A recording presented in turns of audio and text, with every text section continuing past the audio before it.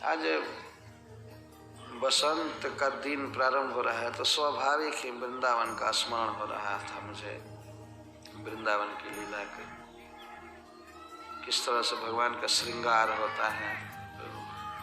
श्रृंगार में स्पेशल श्रृंगार होता है बसंत का, बासंती रंग का सब कुछ, फूल बासंती रंग का, से ये है बासंती रंग। ये नहीं है, ये फूल बासंत का।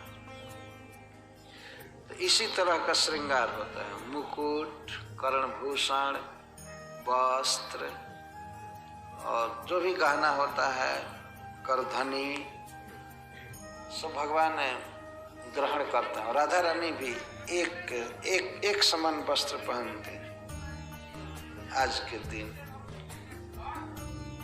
बासंतिक श्रृंगार होता है और लीलाएं भी बासंती राग में गाई जाती है, बासंती राग। और जो प्रसाद बनता है, भोजन बनता है, मिठाइयाँ बनती हैं, सब में यही रंग पड़ता है, इसी रंग का होता है।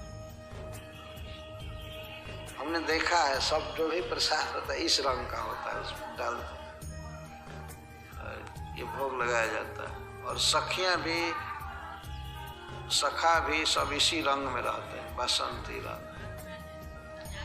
वैसे बसंत ऋतु बहुत उल्लास का समय माना जाता है, खुशी का समय माना जाता है। भीषण जाड़ा का कष्ट बीतता है इस समय और अभी गर्मी का प्रवेश नहीं रहता है। इसलिए भगवान के लीला संचालन में, लीला प्रस्तुति में बसंत ऋतु का बहुत अच्छा स्थान है। जैसे उधर शरद रहता है तो शरद में भी वर्षा बीत जाती है और जाड़ा का प्रारंभ अभी नहीं होता है, तो मध्य भाग होता है वर्षा और जाड़ा।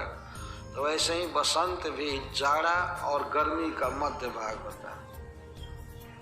ये दो ऋतुएं बहुत पसंद है भगवान श्री कृष्ण को लीला करने के लिए।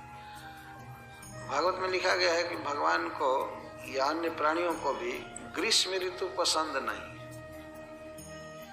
और गर्मी में भगवान बहुत कम लीलाएं करते हैं, स्पेशल बसंत में बहुत करते हैं। अब तो ये बसंत पंचमी से लेकर के और फागुन पूर्णिमा तक ब्रज में आज भी अब चालू हो जाता है होली गाना। और वहाँ का एक अद्भुत प्रभाव है, वहाँ का वातावरण है, आज से ही प्रारंभ हो जाता है और इतने दिनों तक रंग चलेगा,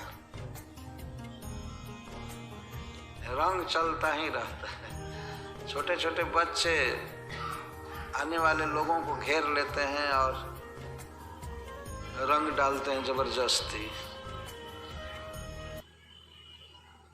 खास करके जो वृंदावन में लास्ट 5 दिन होता है वो तो जगहोरी ब्रज होरा, कैसा ये देश निगोरा। एक बार कबीरदास जी ब्रज में गए थे तो वहाँ के बच्चों ने उनके दाढ़ी को, केस को, सबको रंग दिया था पूरा, कई बार। तो उन्होंने एक पद गाया है, कैसा ये देश निगोड़ा, ब्रज हो जग होरी ब्रज होरा। ये कैसा निगोड़ा देश है। संसार में होरी होती है लेकिन यहाँ तो होरा हो रहा है। ये तो होरा हो रहा है।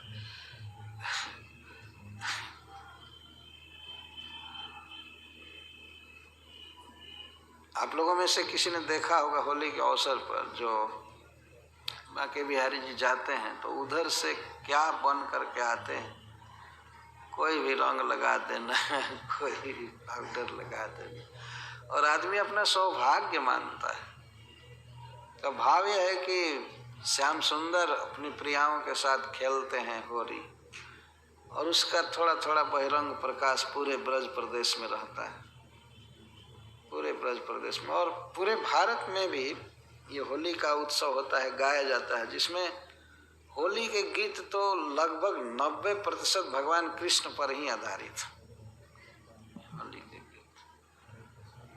और वह होली का रंग जो उड़ता है, अबीर उड़ता है, वो हृदय के भाव का एक प्रकाशन होता है। यद्यपि संसार में लोगों के दूषित भाव होते हैं परस्पर, उतना शुद्ध नहीं है, परंतु फिर भी होली एक ऐसा त्योहार है उसमें व्यक्ति बुरा नहीं मानता है। रंग डालना, गाली गाना और सब। होली का जो खास दिन है जिसको गौर पूर्णिमा कहते हैं हम लोग, उस दिन भगवान आविर्भूत चैतन्य महाप्रभु।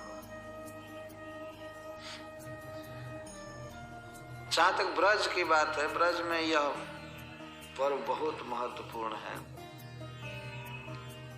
बसंत की अपनी अपनी छटा है, और जगह पर तो ये बसंत और सांसारिक भावनाएं ही पैदा करता है,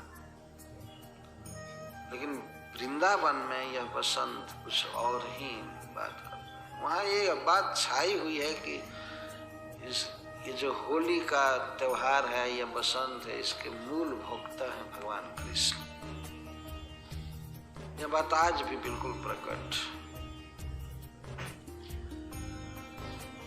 और जगह तो है कि अपने अपने गंदे भावों को लोग बहुत प्रकट करते हैं।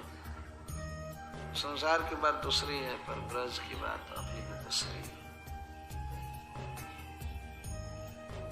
इस प्रकार बसंत में भगवान अपना भाव भक्तों के प्रति, खास ब्रजवासियों के प्रति, गोपियों के प्रति जो है वो प्रकट करते हैं, और गोपियों का भी बिल्कुल प्रकट होता है।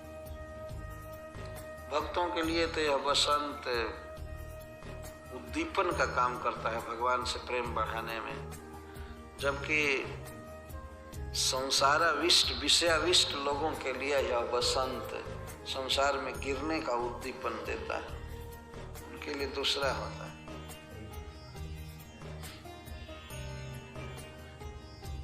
अपनी अपनी चेतना है, अपना अपना विचार है, पर हम भक्तों को तो अपने आराध्य देव के लीलाओं के अनुसार ही विचार करना चाहिए। अगर यदि वे बसंत में विविध लीलाएं करते हैं तो उन लीलाओं को गाना, मनन करना ये स्वाभाविक है। इससे भगवान कृष्ण में आकर्षण बढ़ता है। हरे कृष्ण। जय श्री